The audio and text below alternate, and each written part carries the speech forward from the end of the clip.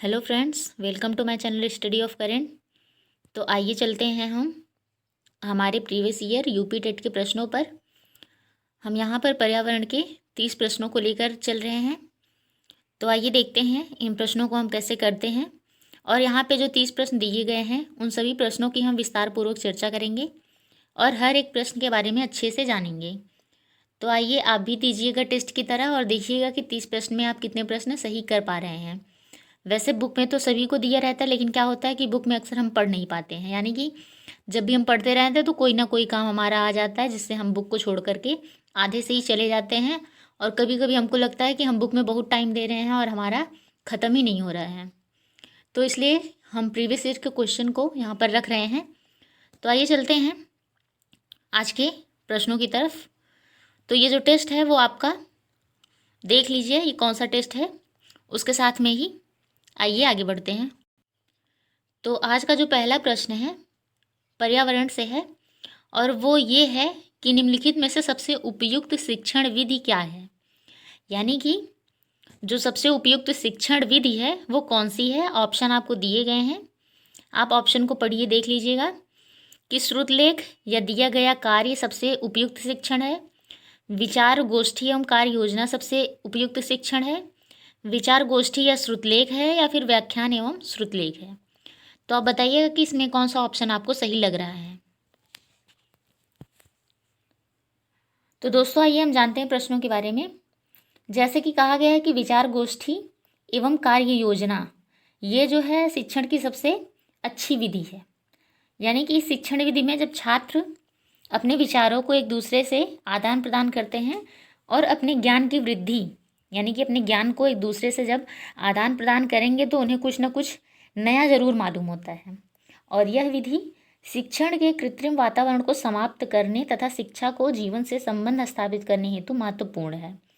शुरुआत में इसका प्रयोग छात्रों द्वारा किए जाने वाले गृह कार्यों के लिए किया जाता है, जिसमें योजना बनाना तथा शारीरिक श्रम करना निहित होता है। तो यहाँ पर जो है आपका कौन सा ऑप्शन सही है, बी वाला, यानी कि ख वाला जो आपका ऑप्शन है ये बिल्कुल सही आंसर है।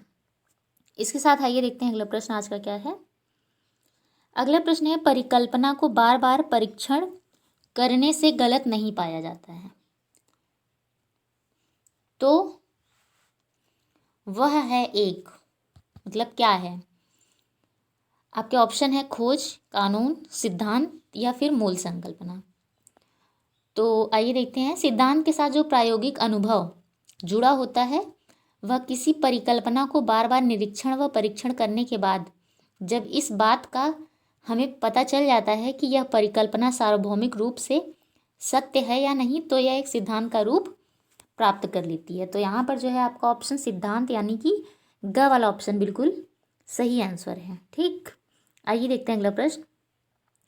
अगला प्रश्न है शिक्षक की सबसे बहुमूल्य निधि है उसकी। ऑप्शन दिए गए हैं आपके छात्रों का विश्वास, वेतन, गर्व या फिर सेवा। तो आप यहाँ पर क्या सही करेंगे। तो आइए देखते हैं। कहा गया है कि शिक्षक सबसे बहुमूल्य निधि है उसकी, यानी कि जो एक शिक्षक होता है उसके अंदर सबसे ज़्यादा अपने बच्चों को लेकर के, यानी अपने छात्रों को लेकर के क्या होना चाहिए। कि हम यहाँ वेतन लेने आते हैं, हमें सिर्फ वेतन से मतलब है, या फिर हम एक प्राइमरी शिक्षक बन गए हैं तो हमें बहुत घमंड है, या फिर हम यहाँ स्कूल में आ गए हैं तो बच्चों को पढ़ने और पढ़ाने के बजाय हम उनसे अपनी सेवा करवाएं, या फिर छात्र हम पर विश्वास करें कि यह अध्यापक बहुत ही अच्छा है और बहुत अच्छा पढ़ाते हैं। यानी कि बच्चों का सम्मान तो आप जानते ही हैं कि अगर कोई बच्चा आपका सम्मान करता है तो उस क्लास में सारे बच्चे आपका सम्मान करेंगे, और फिर जब आपके क्लास के बच्चे आपका सम्मान करते हैं तो अभिभावक भी अपने बच्चों से प्रेरित होकर के जुड़ जाते हैं आपसे, और उनकी नज़र में वह अध्यापक सबसे अच्छा होता है जो उनके बच्चों के लिए अच्छा होता है। यानी कि कहें तो कि शिक्षक जो है वो अपने विद्यार्थियों के लिए वास्तविक कुम्हार होता है। जैसे एक कुम्हार होता है अपने घड़े को बनाने के लिए सारी कलाकारी वो खुद से देता है, उसी तरह से जो कि सिर्फ उन छात्रों के जीवन को आकार ही नहीं बल्कि छात्रों में यह विश्वास भी जगाता है कि शिक्षक के द्वारा बताई गई बातों का अनुसरण करके दुनिया के रंगमंच पर अवतरित हम हो सकते हैं। यानी कि हम अपने आप को उस काबिल बना सकते हैं, वो भी किसके निर्देशन में, शिक्षक के। तो शिक्षक की जो सबसे बहुमूल्य निधि होती है वो होती है आपकी छात्रों का विश्वास, यानी कि जो है आपका का वाला ऑप्शन बिल्कुल सही है। तो आप ये क्वेश्चन जो है अच्छे से समझ गए होंगे। अगला प्रश्न है, निम्नलिखित में से कौन सी ग्रीन हाउस गैस नहीं है? आपके ऑप्शन दिए हैं हीलियम, मीथेन, नाइट्रस ऑक्साइड या फिर कार्बन डाइऑक्साइड। तो यहाँ पर कौन सा आप ऑप्शन लगाएंगी? तो यहाँ पर जो है आपका का वाला ऑप्शन यानी कि जो हीलियम है ये बिल्कुल सही आंसर है।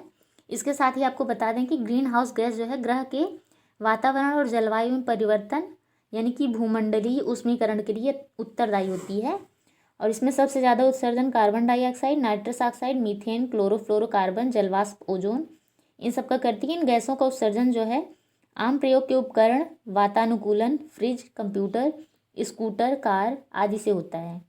हीलियम जो है ग्रीन हाउस गैस नहीं है, यह एक निष्क्रिय गैस है। और आपको इस पर एक ट्रिक भी बता दें, ये एक ट्रिक होता है ओमीना कल काजल लगाना। तो ये इसका आपका ग्रीन हाउस गैस का उसमें जो जो होते हैं गैस उन सभी में नाम आ जाता है, यानी कि ओमीना कल काजल लगाना। इस ट्रिक से आप गैस का नाम सामने सामने लिख करके आप इस ट्रिक को याद कर सकते हैं ताकि एग्जाम में आप भूलें नहीं। और इस प्रश्न का जो उत्तर है वो है आपका का वाला यानी कि हीलियम। ठीक, अगला प्रश्न है, ध्वनि प्रदूषण का मापन किस इकाई द्वारा किया जाता है? आपके ऑप्शन है डेसिबल, न्यूटन, जूल या फिर नैनो इकाई। तो अगर आप जानते हैं कि ध्वनि प्रदूषण का मापन जो है किससे किया जाता है, तो आप प्रदूषण का मापन से ही समझ सकते हैं कि डेसिबल, न्यूटन, जूल और नैनो इकाई में आपका डेसिबल वाला ऑप्शन बिल्कुल सही हो जाएगा। अगर कहेंगे आप कैसे, तो आइए देखते हैं। ध्वनि प्रदूषण का मापन डेसिबल इकाई द्वारा किया जाता है। 80 डेसिबल या इससे अधिक का शोर जो होता है वो हमारी सुनने की शक्ति को बहुत नुकसान पहुंचाता है। सामान्य श्रवण शक्ति वाले के लिए 25 से 30 डेसिबल ध्वनि जरूरी होती है और 5 डेसिबल की ध्वनि अत्यंत मंद, 25 डेसिबल की साधारण तेज, 95 डेसिबल की अत्यंत तेज और 120 डेसिबल की जो है अधिक की ध्वनि तीव्र कष्टकारक होती है। तो यहाँ पर जो है आपका ऑप्शन ध्वनि प्रदूषण का मापन किस इकाई द्वारा किया जाता है, तो वो है डेसिबल। ठीक, अगला प्रश्न है, अंतर्राष्ट्रीय ओजोन दिवस मनाया जाता है। आपके ऑप्शन है 7 दिसंबर, 22 अप्रैल, 30 मार्च या फिर 16 सितंबर। तो आप इसमें क्या सही करेंगे? आइए व्याख्या करते हैं। आपका ओजोन दिवस जो है 16 सितंबर को ओजोन परत संरक्षण की जागरूकता के लिए मनाया जाता है। यह यूएनओ ने 19 दिसंबर 1994 को 16 सितंबर को international day for the preservation of ozone layer घोषित कर दिया। यह तारीख मॉन्ट्रियल प्रोटोकॉल की याद तिथि के रूप में तय की गई। और ओजोन दिवस 2016 का थीम आपको पता होना चाहिए। इसका थीम था ozone and climate restored by a world United. तो जैसा कि आप लोग जानते हैं कि ये किस ईयर का प्रश्न है, 2016 का, और इसमें जो है आपका 2016 का थीम पूछा गया। तो इसी तरह से आप 2017 का, 18 का, 19 का, 20 का, इन सब का जो है नोट्स बना के उसमें ओजोन दिवस की थीम के बारे में लिख लीजिए। ठीक है, तो यहाँ पर जो है आपका ऑप्शन घ वाला यानी कि 16 सितंबर बिल्कुल सही ऑप्शन है। अगला प्रश्न है, निम्न में से किस स्थलाकृति का निर्माण हिमानी द्वारा हुआ है? ऑप्शन है आपके वी आकार की घाटी, जलप्रपात, यू आकार की घाटी या फिर लैपीज। तो इसमें आप कौन सा सही लगाएंगे? आइए देखते हैं थोड़ा सा। निम्नलिखित स्थलाकृति यानी कि जो ये चारों स्थलाकृति दी गई हैं उसमें यू आकार की घाटी का निर्माण हिमनदों द्वारा होता है और इसका नामकरण अंग्रेजी वर्णमाला के यू के आधार पर हुआ है। इससे इस घाटी की आकृति मिलती है। किससे मिलती है? यू से। और अपर्दन के कारण इनके दोनों किनारे काफ़ी समानांतर और अंतोदर ढाल वाले बन जाते हैं। जलप्रपात एक प्रमुख प्रवाही जल नदीकृत अपर्दनात्मक स्थल रूप है। ठीक, तो यहाँ पर जो है आपका यू आकार की घाटी यानी कि ग वाला ऑप्शन जो है आपका बिल्कुल सही है। आइए देखते हैं अगला प्रश्न। अगला प्रश्न है, निम्न नदियों में से कौन सी नदी बंगाल की खाड़ी में गिरती है? ऑप्शन है आपके ताप्ती, सुवर्ण रेखा, नर्मदा या फिर सिंधु। तो सुवर्ण रेखा को हम स्वर्ण रेखा नदी के नाम से भी जानते हैं। यह जो है बंगाल की खाड़ी में गिरती है। यह भारत के झारखंड राज्य में बहने वाली एक पहाड़ी नदी है। यह रांची नगर से 16 किलोमीटर दूर दक्षिण पश्चिम में स्थित नगड़ी गांव में रानी चुआ नामक स्थान से निकलती है तथा बालेश्वर नामक स्थान पर बंगाल की खाड़ी में गिर जाती है। ये जो ताप्ती, नर्मदा और सिंधु हैं, ये सब नदियाँ अरब सागर में गिरती हैं। ठीक है, तो ये जो तीनों ऑप्शन हैं, अगर आप नदी के बारे में पढ़ें ज्योग्राफी में तो आपको पता चल जाएगा कि इसमें कौन सा ऑप्शन आपका सही है। तो यहाँ पर जो है आपका सुवर्ण नदी यानी कि खा वाला ऑप्शन बिल्कुल सही है। ठीक है, उसके बाद आइए देखते हैं आपका अगला प्रश्न कौन सा है। आपका अगला प्रश्न है, मध्य प्रदेश में कौन सा शहर झीलों का शहर कहलाता है। ऑप्शन है आपके इंदौर, भोपाल, ग्वालियर और उज्जैन। तो यहाँ पर जो है भारत का हृदय भी कहा जाता है मध्य प्रदेश। और मध्य प्रदेश देश विदेश में पर्यटन स्थलों, खान पान, शिल्पकारी, बुनकर और इन सभी के लिए भी जाना जाता है। मध्य प्रदेश राज्य की राजधानी है भोपाल, जिसे झीलों का शहर भी कहा जाता है। लोअर लेक और अपर लेक जैसी दो सुंदर झीलों के कारण ही भोपाल को झीलों का शहर भी कहा जाता है। तो यहाँ पर जो है आपका कौन सा ऑप्शन हो गया, ख वाला यानी कि भोपाल सही है। और आपको एक प्रश्न और याद हो जाएगा कि मध्य प्रदेश की राजधानी क्या है, भोपाल। तो आपके यहाँ से 2 प्रश्न बन जा रहे हैं। इसके साथ में आइए देखते हैं अगला प्रश्न। अगला प्रश्न है, निम्न में से कौन सा सागर यूरोप को अफ्रीका से अलग करता है। ऑप्शन है आपके भूमध्य सागर, काला सागर, लाल सागर और अरब सागर। तो आइए देखते हैं। भूमध्य सागर यानी कि मेडिटेरियन सी पृथ्वी का एक सागर है जो उत्तरी अफ्रीका, यूरोप, अनातोलिया तथा मध्य पूर्व के बीच स्थित है। इसका जो क्षेत्रफल है वो लगभग 25 लाख वर्ग किलोमीटर है, जो भारत के क्षेत्रफल का लगभग 3/4 है। यह अटलांटिक महासागर से जिब्राल्टर द्वारा जुड़ा है, जो केवल 14 किलोमीटर चौड़ा एक जलडमरू मध्य है। और लाल सागर अफ्रीका और एशिया के बीच हिंद महासागर का एक नमकीन पानी की खाड़ी है। तो यहाँ पर जो है आपका ऑप्शन क वाला यानी कि भूमध्य सागर जो है बिल्कुल सही ऑप्शन है। तो आइए देखते हैं अगला प्रश्न। अगला प्रश्न है, पारिस्थितिकी तंत्र के तत्वों के चक्रण को क्या कहते हैं। ऑप्शन है आपके जैव भू रासायनिक चक्र, भू रासायनिक चक्र या फिर रासायनिक चक्र और भूगर्भीय चक्र। तो यहाँ पर आप कौन सा ऑप्शन सही करेंगे। आइए देखते हैं। प्रकृति में विभिन्न तत्व चक्रीय रूप से एक जीव से दूसरे जीव में स्थानांतरित होते रहते हैं और पुनः अपनी प्रकृति में लौट आते हैं। इस प्रक्रिया को खनिज प्रवाह तथा यह चक्र जो है जीवमंडल यानी कि वायुमंडल, स्थलमंडल, जलमंडल से जो मिलकर बना होता है उसे जीवमंडल यानी कि जैव मंडल भी कहते हैं में होते हैं। इसे ही जैव भू रासायनिक चक्र कहते हैं। जैसे नाइट्रोजन चक्र, फास्फोरस चक्र, ये सब क्या है आपके तत्वों के चक्रण है। तो यहाँ पर जो आपका सही ऑप्शन है वो है क वाला यानी कि जैव भू रासायनिक चक्र जो है आपका बिल्कुल सही ऑप्शन है। अगला प्रश्न आइए देखें। किसी खाद्य श्रृंखला में शाकाहारी होते हैं कौन। द्वितीयक उपभोक्ता, प्राथमिक उपभोक्ता, प्राथमिक उत्पादक या फिर अपघटनकर्ता। तो आप इसमें कौन सा ऑप्शन सही करेंगे। आइए जानते हैं। जैसे किसी खाद्य श्रृंखला में जो शाकाहारी प्राथमिक उपभोक्ता होते हैं, उत्पादक हमेशा हरे पौधे होते हैं जो क्लोरोफिल की सहायता से प्रकाश संश्लेषण की क्रिया के द्वारा भोजन का निर्माण करते हैं। द्वितीयक उपभोक्ता जो होते हैं वो मांसाहारी होते हैं और अपघटनकर्ता जो हैं सड़े गले पदार्थों से ऊर्जा प्राप्त करते हैं, जैसे मृतोपजीवी, कवक और जीवाणु। तो आप देख लिए द्वितीयक उपभोक्ता कौन हो गए, मांसाहारी। प्राथमिक उपभोक्ता आपने देखा कैसे, जो प्रकाश संश्लेषण से अपना भोजन का निर्माण करते हैं। और प्राथमिक उत्पादक कौन है उसे भी आपने देख लिया। और अपघटनकर्ता कौन है। तो यहाँ पर जो है आपका प्राथमिक उपभोक्ता यानी कि खा वाला जो ऑप्शन है आपका बिल्कुल सही हो जाएगा। किसी खाद्य श्रृंखला में जो शाकाहारी होते हैं वो प्राथमिक उपभोक्ता होते हैं, यानी कि जो सूर्य से अपने भोजन का निर्माण करते हैं वो कौन है, प्राथमिक उपभोक्ता हैं। आइए अगला देखें प्रश्न।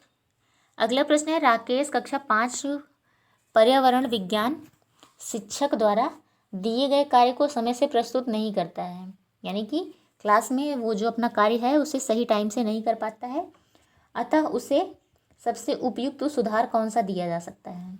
ऑप्शन है प्रधानाध्यापक की जानकारी मिलाना, खेल की कक्षा में जाने का प्रतिबंध लगाना, उसकी अनियमितताओं के कारणों को जानकर उसे सही मार्गदर्शन देना, या फिर उसकी अनियमितताओं को लिखित जानकारी माता पिता को देना। तो देखिए, जैसे अगर कोई बच्चा है वो कक्षा 5 में है और अपनी क्लास का जो भी होमवर्क या क्लास वर्क दिया जाता है वो पूरा नहीं कर पाता है या पूरा नहीं करता है, तो जो एक शिक्षक है उसे कैसा उपाय करना चाहिए। ऑप्शन आप देख रहे हैं कि हमें प्रधानाध्यापक को बताना चाहिए, या फिर कोई खेल है तो उसमें हमें बच्चे को जाने से प्रतिबंध लगा देना चाहिए, या उसकी अनियमितताओं को जानकर उसे सही मार्गदर्शन देना चाहिए, या उसकी अनियमितताओं को नोट करके यानी कि डायरी में या नोट्स में कुछ भी लिख करके उसको बता देना चाहिए कि आप ये अपने मम्मी पापा को दिखा दीजिएगा। तो यहाँ पे जो है ऑप्शन को देख करके आप बिल्कुल सही लगा सकते हैं। यहाँ पर आप देखिए आपका सही ऑप्शन है ग वाला, यानी कि उनकी अनियमितताओं को जानकारी जो है उसे हम देंगे।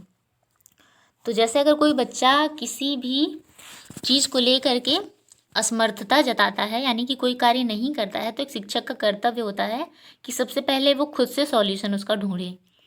यानी कि सबसे पहले हमें उसका उपाय ढूंढना है और उसे पहले ट्राई करना है। अगर आपसे नहीं होता है या फिर आप जान जाते हैं कि हम ये कार्य नहीं कर सकते हैं, तब आप कोई दूसरा ऑप्शन चुन सकते हैं। तो इसलिए सबसे पहले आप उसकी अनियमितताओं को जानिए और उसे सही तरीके से मोटिवेट करिए, उसे बताइए कि आपको क्या करना चाहिए, क्या नहीं करना चाहिए, या फिर आप किस तरीके से इस चीज़ को अच्छा कर सकते हैं। ठीक, तो यहाँ पर जो है आपका ग वाला ऑप्शन बिल्कुल सही है। अगला प्रश्न है, निम्न में से इन दोनों में कौन सा न्यूनतम पर्यावरणीय प्रदूषण उत्पन्न करता है? आपके ऑप्शन है कोयला, पेट्रोल, हाइड्रोजन या फिर डीजल। तो यहाँ पर अगर हम सही ऑप्शन करेंगे तो मेरे ख्याल से आपका ग वाला ऑप्शन बिल्कुल सही हो जाएगा, यानी कि हाइड्रोजन जो है कोई भी प्रदूषण नहीं करता है। यानी कि ये जो सारे ईंधन हैं इन सब में न्यूनतम पर्यावरणीय प्रदूषण उत्पन्न करता है कौन? हाइड्रोजन। जबकि डीजल, पेट्रोल और कोयला के जलने से हानिकारक गैसें निकलती हैं जो वातावरण को प्रदूषित करती हैं, और हल्का होने के कारण गुब्बारों और वायुपोतों में हाइड्रोजन प्रयुक्त होता है तथा इसका स्थान अब हीलियम ले रहा है। यानी कि अब हाइड्रोजन गैस का ज़्यादा उपयोग नहीं किया जाता है, अब हीलियम का प्रयोग किया जाता है। तो यहाँ पर प्रश्न में जो आपका सही है वो आपका हाइड्रोजन है। अगला प्रश्न है, संकटग्रस्त जंतु दैत्याकार पांडा कहाँ पाया जाता है? आपके ऑप्शन है भारत में, ब्राज़ील में, ऑस्ट्रेलिया में या फिर चीन में।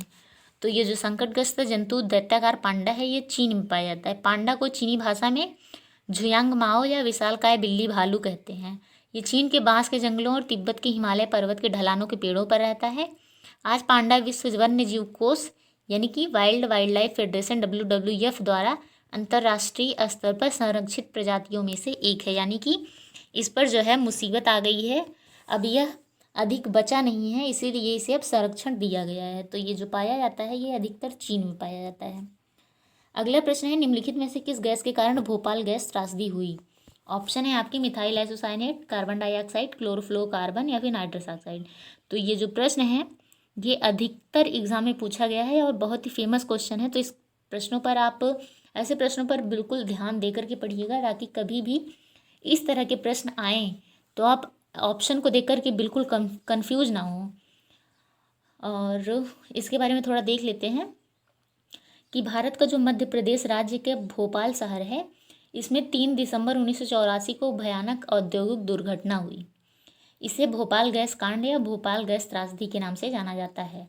भोपाल स्थित यूनियन कार्बाइड नामक कंपनी के कारखाने से एक जहरीली गैस का रिसाव हुआ, जिसमें लगभग 15,000 से अधिक लोगों की जान चली गई, और बहुत सारे लोग ऐसे भी थे जिन्हें अपंगता और अंधापन इन सब का भी सामना करना पड़ा। और भोपाल गैस कांड में मिथाइल आइसोसाइनेट, जिसे मिक नाम से भी जानते हैं, नामक जहरीली गैस का रिसाव हुआ था। और chlorofluoro, carbon di, nitrous oxide ये सब जो है ग्रीन हाउस गैसें हैं। तो यहाँ पर जो है आपका सही ऑप्शन क्या है? का वाला, यानी कि ये वाला ऑप्शन आपका बिल्कुल सही है। आइए अगला प्रश्न देखते हैं।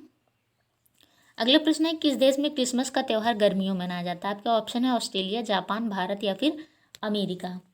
तो यहाँ पर जो है आपका सही ऑप्शन ऑस्ट्रेलिया होगा। आइए देखते हैं कैसे। ऑस्ट्रेलिया जो है यह क्रिसमस त्यौहार गर्मियों में यानी कि 25 दिसंबर के टाइम पे ऑस्ट्रेलिया में गर्मी रहती है, जबकि भारत में जो है कड़क ठंडी पड़ती है। इसका कारण यह है कि ऑस्ट्रेलिया दक्षिणी गोलार्ध में स्थित है और दिसंबर का महीना ऑस्ट्रेलिया में गर्मी का पहला महीना होता है। ऑस्ट्रेलिया में गर्मी 1 दिसंबर से लेकर 29 फरवरी या 28 फरवरी तक होती है। क्रिसमस ईसा मसीह के जन्म की खुशी में मनाया जाता है और इस दिन लगभग संपूर्ण विश्व में अवकाश रहता है। ये 25 दिसंबर को पड़ता है। तो आप बस इतना जानिए कि दक्षिणी गोलार्ध में होने के कारण ऑस्ट्रेलिया में गर्मी पड़ती है और इसलिए 25 दिसंबर को गर्मियों में क्रिसमस का त्यौहार मनाया जाता है, जबकि हर जगह क्या है? ठंडी। ठीक, आइए देखते हैं अगला प्रश्न। अगला प्रश्न है, गिर वन्यजीव अभयारण्य निम्न में से किस वन्यजीव का संरक्षण करता है? ऑप्शन है आपके हाथी, गैंडा, हिरण और शेर। तो हमने आपको पिछले प्रश्नों में भी बताया था कि गिर से आप गुजरात ले सकते हैं, यानी कि गिर अभयारण्य कहाँ है? गुजरात में। और यह किसका संरक्षण करता है? तो वहाँ पे हमने बताया था शेर। तो यहाँ पर है जो आपका घ वाला ऑप्शन बिल्कुल सही है। आइए देखते हैं थोड़ा सा। गिर वन्यजीव अभयारण्य भारत के गुजरात राज्य में लगभग 1424 वर्ग किलोमीटर में फैला हुआ है। इसमें जंगली शेरों का संरक्षण किया जाता है। इसके साथ ही वन्यजीव अभयारण्य में पुष्प यानी कि फूल और जीव जंतु की प्रजातियां भी मिलती हैं। यहाँ स्तनधारी की 30 प्रजातियां, सरीसृप वर्ग की 20 प्रजातियां और दक्षिण अफ्रीका के अलावा विश्व की यही एक ऐसा इकलौता स्थान है जो शेरों को अपने प्राकृतिक आवास में रहते हुए देखता है। तो यहाँ पर जो है आपका घ वाला ऑप्शन बिल्कुल सही है। ठीक, आइए देखते हैं अगला प्रश्न। अगला प्रश्न है, निम्न में से कौन सी प्राकृतिक वनस्पति मरुस्थलीय प्रदेशों में पाई जाती है? ऑप्शन आपके चंदन, फर, महोगनी और कैक्टस। तो अगर हमने ज्योग्राफी पढ़ी है तो हम यहाँ पर जो है सही ऑप्शन आपका कैक्टस यानी कि जो घ वाला ऑप्शन है बिल्कुल सही है। इसके साथ में ये थोड़ा सा देखते हैं। कैक्टस जो है ये एक मरुस्थलीय प्रदेशों में पाया जाने वाला प्राकृतिक वनस्पति है। यह सपुष्पक वनस्पतियों का एक जीव वैज्ञानिक कुल है। यह अपने मोटे फूल और तनों से पानी बटोरकर शुष्क व रेगिस्तानी परिस्थितियों में जीवित रहता है। इनके पत्ते जो हैं कांटों के रूप में परिवर्तित हो जाते हैं ताकि वाष्पोत्सर्जन की दर को कम कर सके, जिससे जल का घटन जो है वो कम हो। तो यहाँ पर जो है आपका कैक्टस वाला ऑप्शन बिल्कुल सही है। अगला प्रश्न है, ग्रीन मफलर। यह भी बहुत ही अच्छा क्वेश्चन है। तो आइए देखते हैं ग्रीन मफलर किससे संबंधित है। ऑप्शन है आपके मृदा, जल, ध्वनि, वायु। ये चारों आपके प्रदूषण हैं। तो इनमें जो है आपका ध्वनि प्रदूषण यानी कि ग वाला ऑप्शन बिल्कुल सही है। ग्रीन मफलर का संबंध ध्वनि प्रदूषण से। आइए देखते हैं कैसे। ग्रीन मफलर जो है अधिक आबादी वाले ध्वनि प्रदूषण क्षेत्र जैसे सड़कों के किनारे, औद्योगिक क्षेत्र, राजमार्ग के आसपास के रिहायशी इलाकों में 4 से 6 पंक्तियों में वृक्षारोपण कर ध्वनि प्रदूषण को कम करने की एक तकनीक है, ताकि ये जो घने पेड़ पौधे हैं ये आवाज़ को प्रदूषित करके कम कर सकते हैं। उस तरह से इनको फ़ायदा हो, क्योंकि पेड़ ध्वनि को अवशोषित करते हैं और इसे नागरिकों तक पहुंचने से रोकते हैं। ध्वनि प्रदूषण को नियंत्रित करने वाले ये हरे पौधे जो हैं ग्रीन मफलर के नाम से जाने जाते हैं। ठीक, तो आपका जो है यहाँ पर ध्वनि प्रदूषण बिल्कुल सही ऑप्शन हो जाएगा। अगला प्रश्न है, भूपारिस्थितिक तंत्र में ऊर्जा का महत्वपूर्ण स्रोत है। ऑप्शन आपके पृथ्वी, शुक्र, चंद्रमा या फिर सूर्य। तो फ्रेंड्स यहाँ पे जो है आपका घ वाला शब्द थोड़ा चेंज हो गया है, यहाँ पे सूर्य होना चाहिए, आप इसको बना लीजिएगा। तो ये जो भूपारिस्थितिक तंत्र में ऊर्जा का महत्वपूर्ण स्रोत सूर्य होता है। सूर्य ऊर्जा का सर्वाधिक व्यापक और अपरिमित स्रोत है, जो वातावरण में फोटान, छोटी छोटी प्रकाश तरंग पेटिकाएं के रूप में विकिरण ऊर्जा का संचार करता है। तो यहाँ पर जो है आप चेंज करके ऑप्शन को लगा दीजिएगा। हम थोड़ा सा टिक कर दे रहे हैं कि यहाँ पर जो है आपका घ वाला ऑप्शन बिल्कुल सही होगा, सूर्य। ठीक, आइए देखते हैं अगला प्रश्न, टाइटन किस ग्रह का प्राकृतिक उपग्रह है? ऑप्शन है आपके शनि, वरुण, बुध और शुक्र। तो आइए देखते हैं। सौरमंडल का जो शनि आकार में दूसरा सबसे बड़ा ग्रह है, यह शनि के 62 उपग्रह हैं और टाइटन जो है शनि का ही एक सबसे बड़ा उपग्रह है। शनि के अन्य प्रमुख उपग्रह हैं मीमांसा, एनसीलाडू, टेथिस, डियोन, रीवा, हाइपेरियन, इपापेट्स और फोबे। बुध और शुक्र ग्रहों के कोई उपग्रह नहीं हैं और वरुण के 13 उपग्रह हैं, जिसमें टिट्रॉन और मेरिड प्रमुख हैं। तो ठीक, यहाँ पर जो है आपका कौन सा ऑप्शन सही हो जाएगा? शनि यानी कि का वाला जो आपका ऑप्शन है वो बिल्कुल सही जवाब होगा। आइए देखते हैं अगला प्रश्न। अगला प्रश्न है, निम्न में से कौन सी बायोडीजल की फसल है? ऑप्शन है आपके गन्ना, आलू, जेट्रोफा और कपास। तो हम जानते हैं गन्ना, आलू और कपास हो ही नहीं सकते हैं। एक जेट्रोफा एक ऐसा फसल है जिसके बारे में हम नहीं जानते हैं। तो सिंपल सी बात है कि यहाँ पर आपका ऑप्शन ग वाला सही होगा। आइए देखते हैं। जेट्रोफा जो है एक बायोडीजल की फसल है। यह भारत, अफ्रीका, उत्तरी अमेरिका और कैरेबियन जैसे ट्रॉपिकल क्षेत्रों में उत्पन्न होता है और यह एक बड़ा पादप है जो झाड़ियों के रूप में अर्धशुष्क क्षेत्रों में उगता है। इसे पादप से प्राप्त होने वाले बीजों से 25 से 30% तक तेल निकाला जा सकता है। इस तेल से कार आदि चलाए जा सकते हैं, इसलिए इसे बायोडीजल पौधा कहा जाता है। तो यहाँ पर जो है आपका जेट्रोफा यानी कि घ वाला ऑप्शन बिल्कुल ग वाला जो है आपका बिल्कुल सही ऑप्शन है। आइए देखते हैं अगला प्रश्न। अगला प्रश्न है, पर्यावरण संरक्षण अधिनियम किस वर्ष पारित हुआ था? ऑप्शन है 1982, 1992, 1986 या फिर 1996। तो यहाँ पर जो है आपका ग वाला ऑप्शन यानी कि 1986 बिल्कुल सही ऑप्शन। आइए देखते हैं कैसे। तो ये जो संयुक्त राष्ट्र है, जिसे हम यूएन के नाम से भी जानते हैं, यूनाइटेड नेशन का प्रथम मानव पर्यावरण सम्मेलन 5 जून 1972 में स्टॉकहोम में संपन्न हुआ था। इसी से प्रभावित होकर भारत ने पर्यावरण के संरक्षण के लिए पर्यावरण संरक्षण अधिनियम 1986 पास किया था। यह एक विशाल अधिनियम है जो पर्यावरण के समस्त विषयों को ध्यान में रखकर बनाया गया है, और इस अधिनियम का मुख्य उद्देश्य वातावरण में घातक रसायनों की अधिकता को नियंत्रित करना और पारिस्थितिक तंत्र को प्रदूषण मुक्त रखने का प्रयत्न करना है। इस अधिनियम में 26 धाराएं हैं जिन्हें 4 अध्यायों में बांटा गया है, और यह कानून पूरे देश में 19 नवंबर 1986 को लागू किया गया था। तो यहाँ पर जो है आपका ग वाला ऑप्शन बिल्कुल सही है। उसके बारे में आपको जितनी जानकारी थी बता दी गई हैं। तो आइए देखते हैं अगला प्रश्न। अगला प्रश्न है, भूमंडलीय तापन का कारण है हिमनदों में वृद्धि, वनों में वृद्धि, कार्बन डाइऑक्साइड की कमी या कार्बन डाइऑक्साइड में वृद्धि। तो भूमंडलीय तापन जो है यानी कि ग्लोबल वार्मिंग, इसका मुख्य कारण है कार्बन डाइऑक्साइड की मात्रा में वृद्धि। धरती पर विनाशक गैस के बढ़ने की मुख्य वजह है जीवाश्म ईंधन जैसे कोयला और तेल का अत्यधिक इस्तेमाल और जंगलों की कटाई। तो धरती पर घटती पेड़ों की संख्या की वजह से कार्बन डाइऑक्साइड का स्तर बढ़ता जा रहा है, इससे भूमंडलीय तापन में वृद्धि होती है, जिसके बढ़ते ताप की वजह से समुद्र जल स्तर बढ़ना, बाढ़, तूफान, खाद्य पदार्थों की कमी, इस तरह की कई बीमारियों का भी खतरा बढ़ जाता है। तो यहाँ पर जो है आपका घ वाला ऑप्शन बिल्कुल सही है। ठीक, आइए देखते हैं अगला प्रश्न।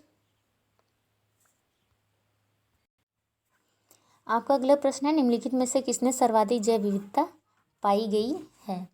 ऑप्शन है आपके उष्णकटिबंधीय सदाबहार वर्षा वन बायोम, शीतोष्ण घास प्रदेश सवाना बायोम, या फिर शीतोष्ण पर्णपाती वन।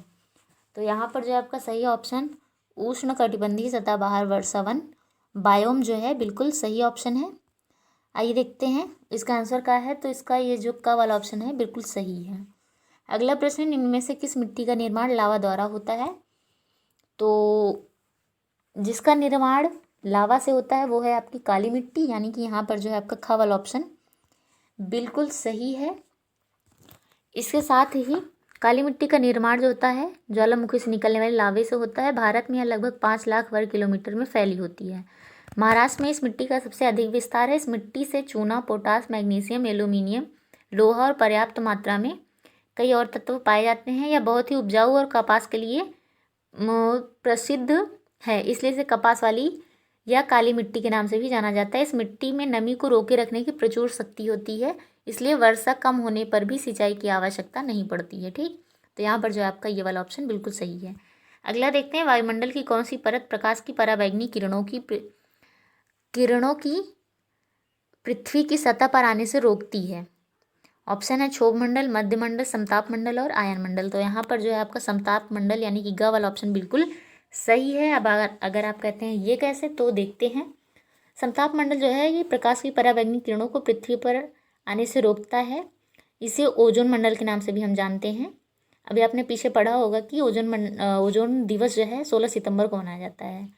और ओजोन मंडल हमें किस में सहायता करता है, पराबैंगनी किरणों को जो है पृथ्वी पर आने से रोकता है। इसकी कमी से कई रोग भी हो जाते हैं, जैसे चर्म रोग आदि कई नाम है इसके। और यह जो परत है सूर्य की उच्च आवृत्ति के पराबैंगनी प्रकाश की 93.99% मात्रा अवशोषित कर लेती है, जो पृथ्वी पर जीवन के लिए हानिकारक है। ओजोन परत की खोज जो है ये 1913 ईस्वी में फ्रांस के भौतिकविद फेब्री चार्ल्स और हेनरी बुसन ने की थी। तो यहाँ पर जो आपका सही ऑप्शन समताप मंडल है। आइए अगला प्रश्न देखते हैं। अगला प्रश्न है, गंगा एक्शन प्लान को लाने के लिए उद्देश्य से निम्न में से किस सुधार के लिए किया गया था। ऑप्शन है आपके जल की प्रचुरता, वेग, तापमान या फिर गुणवत्ता। तो सिंपल सी बात है, अगर कोई प्लान लाया जाता है तो सबसे ज़्यादा उसमें सुधारात्मक कार्य किए जाते हैं। तो यहाँ पर जो है आपका घ वाला ऑप्शन बिल्कुल सही है। आइए देखते हैं कैसे। तो गंगा एक्शन प्लान को लाने का उद्देश्य जो था वो जल की गुणवत्ता को सुधारना था। नदी में प्रदूषण भार को कम करने के लिए 1985 ईस्वी में श्री राजीव गांधी द्वारा गंगा कार्य योजना यानी कि GAP का शुभारंभ किया गया। कार्यक्रम खूब धूमधाम से शुरू किया गया, लेकिन यह 15 वर्ष की अवधि में 90.1% करोड़ रुपए व्यय करने के बाद भी नदी में प्रदूषण का स्तर कम करने में विफल साबित हुआ था। तो इसका ऑप्शन जो है घ वाला सही था। ये देखते हैं अगला प्रश्न। अगला प्रश्न है, निम्न में से कौन सा वृक्ष है जो जैविक कीटनाशक का उत्पादक है। तो यहाँ पर जो है ऑप्शन दिए गए हैं नीम, ओक, देवदार और चीड़। तो ये जो नीम का वृक्ष है ये जैविक कीटनाशक का उत्पादक है। नीम भारतीय मूल का एक पूर्ण पतझड़ वृक्ष है। इसका वानस्पतिक नाम है अजैरटिका इंडिका। नीम की पत्तियां जो है चबाने से रक्त शोधन होता है और त्वचा का विकार होना, कांतिमान होना, इन सब का जो गुण होता है वो नीम की पत्तियों में पाया जाता है। इसके अतिरिक्त नीम की छाल का लेप सभी प्रकार के चर्म रोगों से भी हमें निदान कराता है। और नीम का उपयोग तो हम जानते ही हैं। तो नीम जो है बहुत ही पूर्व कार्य करता है। तो यहाँ पर जो आपका का वाला ऑप्शन बिल्कुल सही है। तो आप बताइएगा कि इन 30 प्रश्नों में आपको सारे प्रश्नों को करके कैसा लगा और ये प्रश्न आपको कैसे लगे, आपने इन प्रश्नों में कितने प्रश्न सही किए हैं। और आप ऐसी जानकारी के लिए हमारे चैनल से जुड़े रहिएगा। तो लास्ट में फ्रेंड्स आज के लिए बस इतना ही। आप सबका थैंक यू।